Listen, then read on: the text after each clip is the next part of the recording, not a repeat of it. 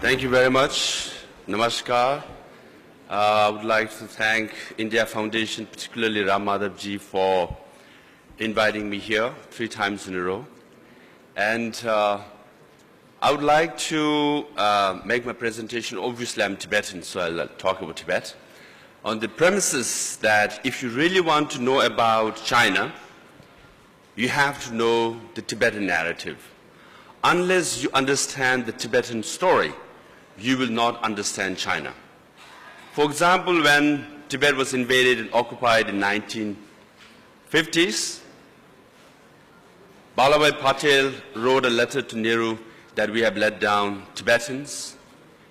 And then whole world, we've been saying this for 50 years. Look at us, we were invaded and occupied. And all the neighboring countries thought, no, you are an isolated case, good luck to you. But then now when we read China's expansionist design in South China Sea, East China Sea, Scarborough Island, then rest of the world are saying, oh, it's happening to us as well. Now similarly, when we said there is repression going on, political repression of Tibetan people in Tibet, people in Hong Kong and Taiwan and others said, well, it happened to you, it's not going to happen to us. We have basic law in Hong Kong which safeguards one country, two system. And recent events in Hong Kong clearly show that there is regression of freedom in Hong Kong. Now they all are saying that what happened to Tibet is happening to us. Now recently I was giving a talk in Mysore University and 2 students from Africa asked me, what do you make of the Chinese investment in Africa? And I said, well, did they start with building good roads? They said, yes. Did they build entertainment centers for your elite? Did they pay your elite? They said yes. And they said, how did you know about my country? I said, it happened to my country 50 years ago, it's happening to you now. So the blueprint that was used in Tibet is still used now. Similarly, I was very curious. Some cyber expert from Monk School in Toronto University and from US and Washington, D.C., some really big hackers are coming to Dharamsala and they want to study access our server. And I said, why? They have found out that all the Trojans and the moles that they get in Pentagon, all the corporate moles started in Dharamsala. They start sending Trojans and moles to our server in Dharamsala. They modify it, make it more sophisticated and spread around the world. So what happens to Tibet matters if you really want to understand China. Now I won't get into geopolitics of it, but rather I'll get to the Modi slogan of Make in India. I want to say that the Tibetan movement is a success story, relatively speaking.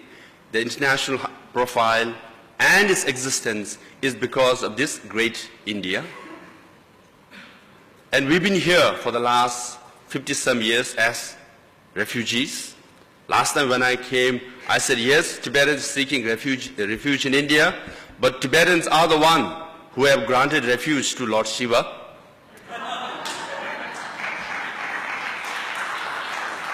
Similarly, Mr. Lone talked about Kashmiri loving the river, water more than anything else. By the way, the river flows from Tibet to Ladakh to Kashmir. Indus River, the cradle of Indian civilization, shows starts in Tibet. Mansarovar is in Tibet. Mount Kailash is in Tibet. Hence, protection and success of Tibet is also beneficial to India as well. And as His Holiness Dalai Lama sent a message to India Ideas Conclave, he said he's son of India because he had chapati and dal and rice for 50 years. You know, his body is made out of Indian chapati and dal. And also his brain, the Nalanda school of thoughts, the Nalanda-based Buddhism is actually from India. Now during 7th and 8th centuries, our translators and scholars came from Tibet to India. Can you imagine 7th and 8th centuries? If 10 of them had come to India, only 2 or 3 survived. Why? Some were eaten, attacked by animals on the way. They were robbed, they were killed, and they died because of the heat in India. But 2 or 3 of them came to India, learned Sanskrit, learned Buddhism, and they brought it back to Tibet. And the best preserved Buddhist text in India, the Nalanda tradition, everybody talks of Nalanda University. It's in Tibetan language, it's in Tibetan literature. Now what happened in 1959 and thereafter? By 1962, after the invasion and occupation of Tibet, 98% of monasteries and nunneries in Tibet were destroyed. 99.99% of monks and nuns were disrobed, sent to prison, killed, tortured. In 60s, 4 olds were banned: Tibetan language, Tibetan religion, Tibetan tradition, Tibetan custom. That was the condition. Tibetans were wearing suit of Mao Zedong, all of them. It was mandated. But because His Holiness the Dalai Lama and 80,000 Tibetans fled to India and provided sanctuary in India, what we have done is we have rebuilt the major monasteries that were destroyed in Tibet. We have revived Nalanda Buddhist tradition in India. Now we have managed to again revive Buddhism in Tibet. So the Nalanda Buddhist tradition is alive because of this great country called India. And the idea of the Communist Party of China was to destroy the foundation of Tibetan civilization, that was Buddhism. They did, they tried, but they failed. And still is strong, not just strong. And His Holiness said he travels around the world and Buddhism is spreading around the world. He is the excellent messenger of peace and he is the excellent messenger of Buddhism. Now in that sense, even though we are refugee here, this is our contribution to this great civilization, a part of great civilization. Nalanda tradition is preserved by the Tibetan people. Now we are talking about democracy.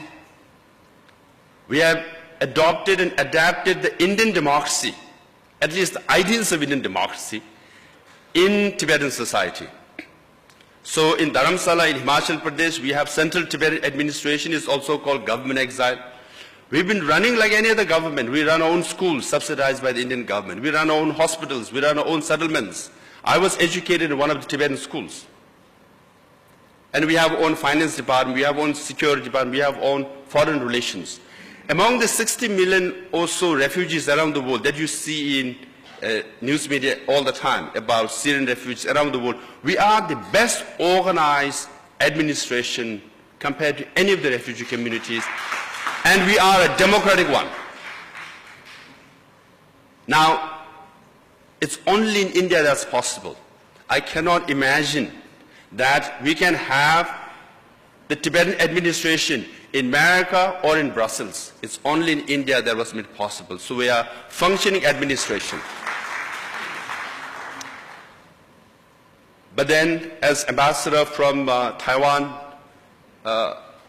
said, this morning, he attended the swearing-in ceremony of Modi ji, and 4 शब्द हिंदी में भी बोला. मैं तो करीब 10-15 शब्द हिंदी में तो बोलना ही चाहिए. ये मोदी जी और राम माधव जी, उनका कृपा है कि मैं भी swearing-in ceremony में था. मैंने सुना कहीं से कि बीजिंग का सरकार बहुत गुस्सा था. एक, मैं वहां swearing-in ceremony में था. दूसरा, मैं फर्स्ट रो में था क्योंकि उनका एम्बेसडर सेकंड रो में था.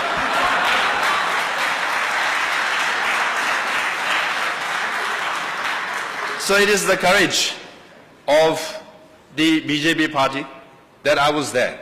That even though it's an exile setup, they felt that I should be there in the swearing-in ceremony among the top leaders from the neighboring countries. Having said that, as His Holiness said, he is son of India, we also say we are Chela of India. India is our guru. We learn Buddhism from India, but the Chela has preserved it better than the guru.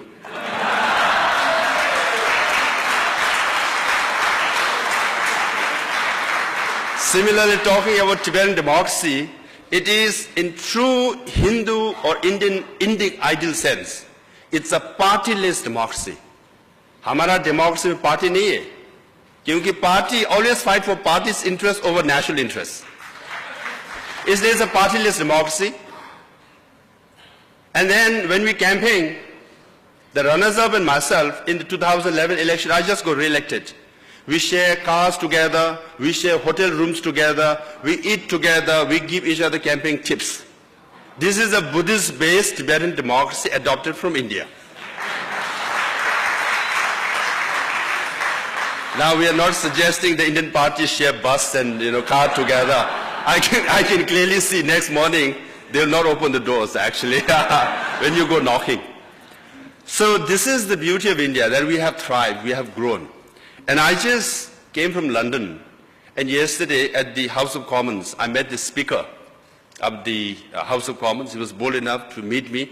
And in the chamber, he acknowledged my presence. I was there in the gallery.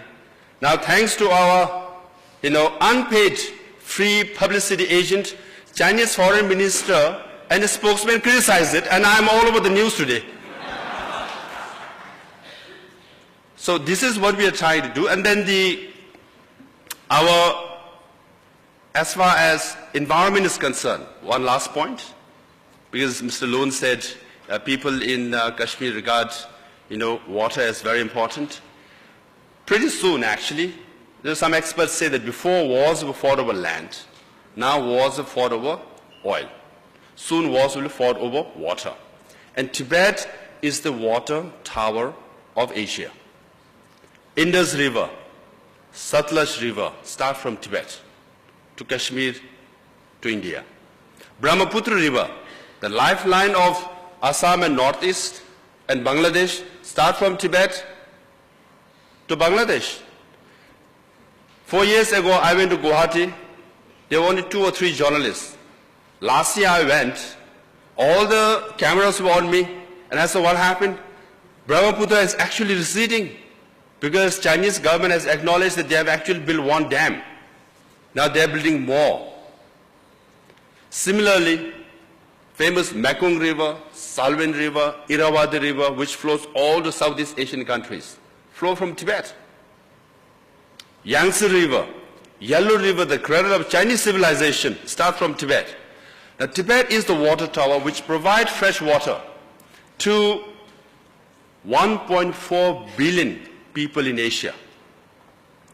Now China has 19% of the world population, but only 11% of fresh water, which means 400 to 500 million people in China are facing scarcity of fresh water.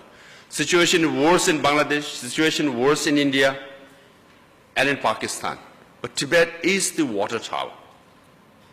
Hence it's vitally important for whole of Asia. That's why it is very important that Tibetans, we have to succeed as a movement from environmental point of view, from Nalanda Buddhist point of view, civilizational point of view, and from democracy point of view also we have adopted. Perhaps we have a more benign kind of, polite kind of democracy, but we have adopted. And because all the leaders of the Tibetan movement are born in India like me, and educated in India, and our path that we follow is also ahimsa, an Indian-based ahimsa. So we are actually the real Make in India movement. And that benefits India as well. So if we succeed, you succeed. If you don't succeed, which is not going to happen, but we must make Tibetan movement succeed as well, so that His Holiness the Dalai Lama can also go to his home land very soon. So the 6 million Tibetans in Tibet who are crying, who are suffering for decades, with the hope that he will return one day soon, will happen. When that happens, ahimsa will prevail, justice will prevail, truth will prevail, Make in India will prevail. Thank you very much.